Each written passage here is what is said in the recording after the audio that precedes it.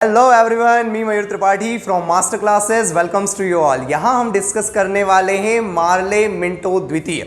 Minto द्वितीय ये actually viceroy थे भारत के। जैसा कि हमने पिछले वीडियो में देखा, किसके बारे में? कर्जन के बारे में। लॉर्ड कर्जन का कार्यकाल था 1899 से लेकर के 1905 तक, सबसे 7 साल का कार्यकाल था उनका। उसके बाद में हमारे जो वाइसरॉय बने भारत के थे दोस्तों, कौन?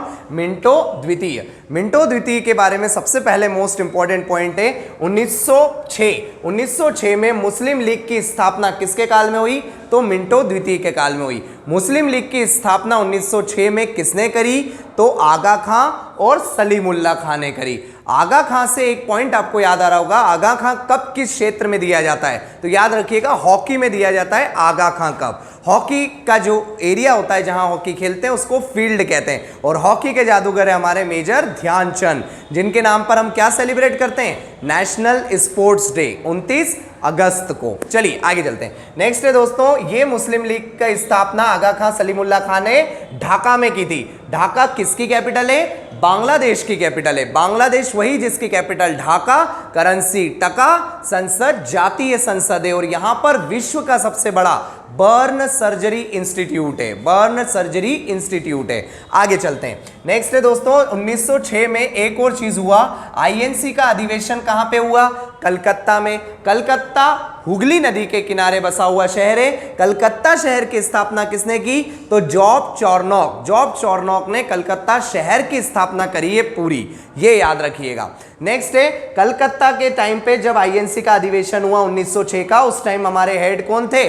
दादा भाई नौरोजी। दादा भाई नौरोजी, इन्हें हम एक टाइटल दिया जाता है ग्रांड ओल्डमैन ऑफ इंडिया, वयोवृद्ध पुरुष। भारत के वयोवृद्ध पुरुष किसको कहते हैं? ग्रांड ओल्डमैन ऑफ इंडिया कहते हैं दादा भाई नौरोजी को। तो इस अधिवेशन की खास बात क्या थी? इस अधिवेशन की खास बात यह थी कि स्वराज की मांग करी थी कि कब? 1906 में। 1906 में स्वराज की मांग करी गई थी। अब ये स्वराज पे बहुत सारे क्वेश्चन आते हैं। स्वराज की मांग कब हुई? 1906 में। स्वराज की मांग किसने करी? दादा भाई नौरोजी ने। स्वराज मेरा जन्म सिद्ध अधिकार है, मैं इसे लेकर रहूंगा, ये नारा किसने दिया? बाल गंगाधर तिलक ने। कब दिया? 1916 में दिया। स्वराज पार्टी की स्थापना किसने करी? मोतीलाल नेहरू और चित्तरंजन दास ने। कब करी? 1923 में करी। स्वराज मुख्य लक्ष्य कांग्रेस ने कब रखा? 1929 में रखा। तो ये ढेरों क्वेश्चन स्वराज से रिलेटेड भी बनते हैं। तो आगे देखते हैं। नेक्स्ट है यहां पर 1907 में दोस्तों सूरत अधिवेशन हुआ। ये वही सूरत है जो आज की तारीख में गुजरात में है, जहां पर हमारा कौन सा सेंटर है? डायमंड कटिंग सेंटर है सूरत में। और नदी कौन सी? ताप्ती नदी, जिसका उद्गम होता है बैतूल से, मध्य प्रदेश के बैतूल से। आगे सूरत अधिवेशन के हेड थे रास बिहारी घोष। कौन थे? रास बिहारी घोष। इसमें मोस्ट इंपॉर्टेंट पॉइंट याद रखिएगा, पहला ऑप्शन आएगा हमेशा रास बिहारी बोस। रास बिहारी बोस। रास बिहारी बोस इसका आंसर नहीं है, रास बिहारी घोष है इसका आंसर, जो कि कांग्रेस के अध्यक्ष थे। कब? सूरत अधिवेशन में। कब? 1907 में। जिसमें क्या हुआ? गरम दल नरम दल अलग हो गए। तो कैसे याद कर सकते हैं? साथ में साथ रहना था, लेकिन क्या हो गए? अलग हो गए। तो 1907। आगे देखिए, गरम दल नरम दल अलग हो गए सूरत अधिवेशन में, जिसकी अध्यक्षता रास बिहारी घोष ने करी। नेक्स्ट है, गरम दल में 3 नेता, लाल, पाल और बाल। लाल से लाला लाजपत राय, पाल से बिपिन चंद्र पाल, बाल से बाल गंगाधर तिलक। लाला लाजपत राय को हम पंजाब केसरी के नाम से जानते हैं। लाला लाजपत राय को पंजाब केसरी के नाम से जानते हैं। और इनकी बहुत एक फेमस बुक है जिसका नाम है अनहैप्पी इंडिया। अनहैप्पी इंडिया किसने लिखी? लाला लाजपत राय ने लिखी। लाला लाजपत राय की डेथ पूछी जाती है, तो याद रखना है, लाला लाजपत राय की डेथ हुई थी 1928 में। किसका विरोध करते हुए? Simon commission. Simon go back. Simon go back. क्या हुआ? 3 फरवरी 1928 को साइमन कमीशन का गठन हुआ। यह साइमन कमीशन का गठन जो है किस लिए हुआ था?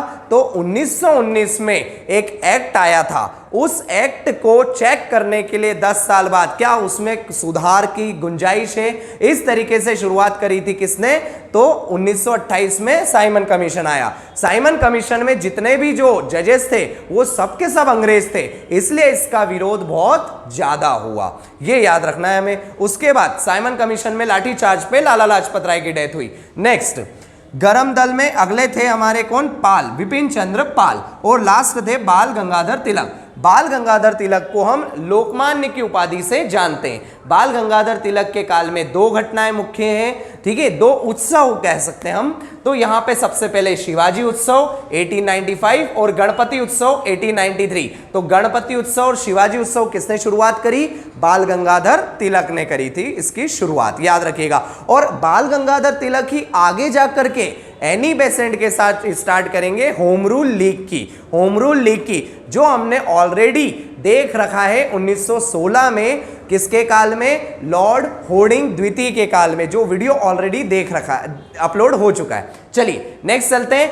बाल गंगाधर तिलक को भारतीय अशांति का जनक कहते हैं, याद रखिएगा, इसे इंग्लिश में कहते हैं father of Indian unrest, father of Indian unrest, भारतीय अशांति का जनक कहते हैं। आगे देखते हैं। नेक्स्ट है दोस्तों इसमें 1909 में मार्ले मिंटो एक्ट आया। इस एक्ट के तहत क्या हुआ, मार्ले मिंटो एक्ट के तहत 1909 में मदन लाल ढींगरा ने किसकी डेथ करी, कर्नल वाइली को गोली मारी थी, कर्नल वाइली की हत्या कर दी थी किसने, कब, 1909 में, ये याद रखना है अपने को मेनली। उसके बाद इंडियन काउंसिल एक्ट भी 1909 में है, 1909 में है, ठीक है। चलिए आगे देखते हैं। नेक्स्ट है यहाँ पे मार्ले मिंटो एक्ट के साथ कौन कौन से एक्ट जो हमें ऑलरेडी याद करने, तो ये भी ध्यान रखिए। सबसे पहले regulating act 1773, Pitt's India act 1784, Montagu Chelmsford सुधार 1919 में। रोलेक्ट एक्ट भी कब आया, 1919 में ही आया। ये रोलेक्ट एक्ट क्या था, काला कानून था। इसमें सबसे इंपॉर्टेंट है, इसमें न दलील, न वकील, न अपील, ये तीन चीजें थी। मतलब किसी भी भारतीय को उठा करके जेल में डाल दिया गया और न उससे दलील दी जाएगी, न वो वकील कर सकता है, न कोई अपील कर सकता है, इसलिए इसे काला कानून की संज्ञा दी गई थी। तो ये तीन एक्ट भी हमारे लिए बहुत ज़्यादा इंपॉर्टेंट है, ये चीज़ ध्यान रखिएगा, ठीक है। तो ये सारी चीज़ें थी किससे रिलेटेड, मिंटो द्वितीय से रिलेटेड। तो I hope you like this video, share to all of you so that everyone will get benefit of this. Me Mayur Tripathi, see you soon in next video. Thank you.